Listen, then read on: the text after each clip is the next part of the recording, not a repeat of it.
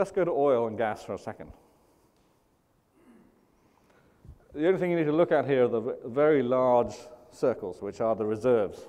And there are only 3 countries that really matter here: Iran, Iraq, Saudi Arabia. What a surprise. About 30–40% produced. The rest is still to come. But if we look at the export pattern, and this is 1 million barrels a day, if you did this 20 years before this, it wouldn't look like this. Now, most of this oil is going east. Most of the oil from the Persian Gulf goes eastwards. And the same is true of the gas. In the Persian Gulf, there are only 2 gas countries, Iran and Qatar. And Qatar is the only exporter of any significant volume. Iran barely exports gas to Turkey, might start exporting gas to Pakistan in the next few years, but it doesn't have LNG technology and is unlikely to acquire it. So LNG goes eastwards and to Europe. Not a lot of energy flows from this region to the US anymore. That's the message. And you think, well, good.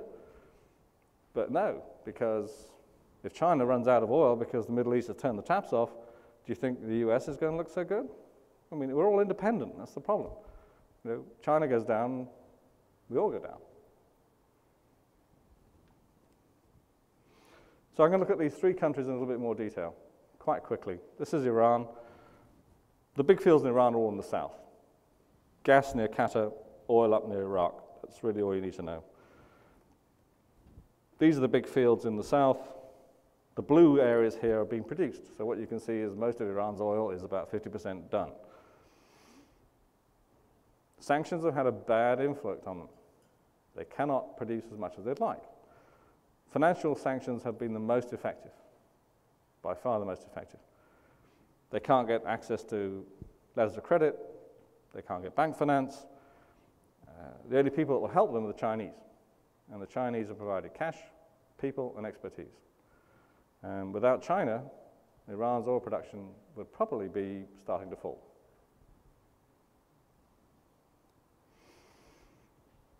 But if that investment's kept up, which I think it will be, we could see Iran doing perhaps 5 million barrels a day for quite a long time. It could do more, but it's not going to be able to.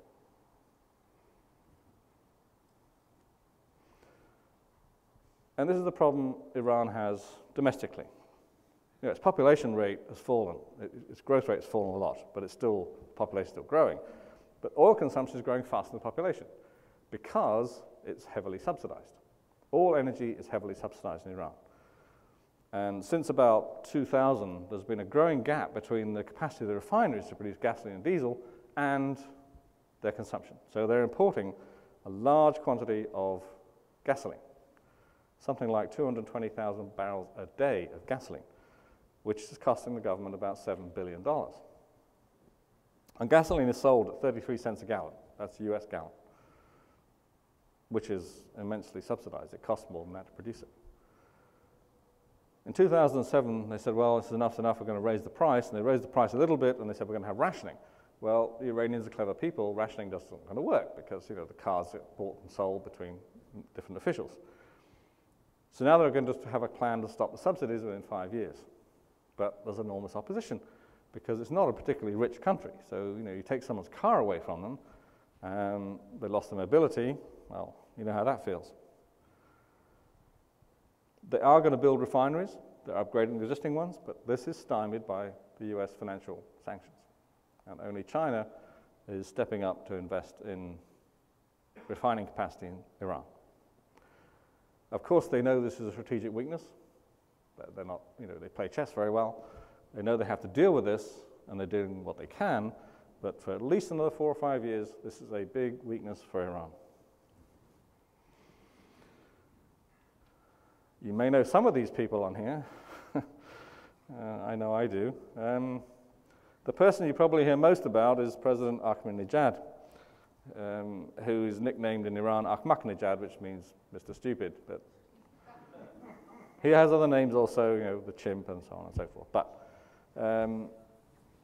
the person that really matters here is not Ahmadinejad. You know, he's a mouthpiece, but he's just that. He's a mouthpiece. The person that's in control here is Ayatollah Ali Khamenei, who was made supreme leader in 1989 when Khomeini died. Why was he made supreme leader? Because everyone else thought, this is a weak chap, we'll control him, we have him under our thumb, we'll manipulate him. And Khamenei thought, well, no. So he built his own power base, completely independent, in the Islamic Revolutionary Guards Corps. Bit of a mouthful. Pasdaran or Sepah, maybe shorter. This is a group that was created to fight the Iraqis and to defend the regime. So they're loyal. Not very big, 120,000 or so, but they're extremely loyal to the leader. These are his people, and he has close relationships with them. These are the powers of coercion. He controls that. The other key component here is a group called the Basij. Basij means, in Farsi, volunteers, essentially. And these were volunteers for the Iran-Iraq war to run across minefields and blow themselves up, in short. They were often volunteered by their parents for sums of money because they had lots of children. It's very sad, but that's the case. Now, the Basij are used for street control. So if there's an opposition rally somewhere, Basij will arrive on motorbikes and deal with it. And Khamenei has his own son to make sure that they do what they're asked to do. So this little cartoon at the bottom here on the left is from an Iranian cartoonist, by the way. Okay, that's the powers of coercion. Every state institution has a representative of the leader in it. He controls every institution, from banks to oil companies to everything. That implies a sort of monolithic structure, but Iran isn't actually monolithic. Within the regime itself, never mind the opposition, the blue area here in this diagram are the people that oppose Khamenei for various reasons. They include a large number of what were considered a few years ago extremely conservative clerics in Qom, as well as a chameleon, Ali Akbar Hashemi Rafsanjani, who was famous for the Iran-Contra deal, which you may or may not remember. So this is what the balance looks like. It's a really top-heavy balance. The key thing here is that the regime is interested in preserving its interests. You know, it's not a irrational bunch of fanatics. These are rational political actors who are saying, we've got all this, we want to keep it. Now, how do we keep it? We isolate ourselves. We encourage ourselves to be isolated. We want to be in conflict with our neighbors, with the United States, because this gives us our legitimacy. We tell the people, look, we're being attacked on all sides. We need to be defensive. This is their agenda. And wherever there's a little bit of a rapprochement, Mr. Ahmadinejad will stand up and say something provocative because he's trying to make the situation worse, not better. The opposition, mostly middle class, is like a revolution in reverse, isn't it? You have the middle class trying to revolt and the lower class trying to stop them. Not enough critical mass, I would say, without some of the lower classes joining them.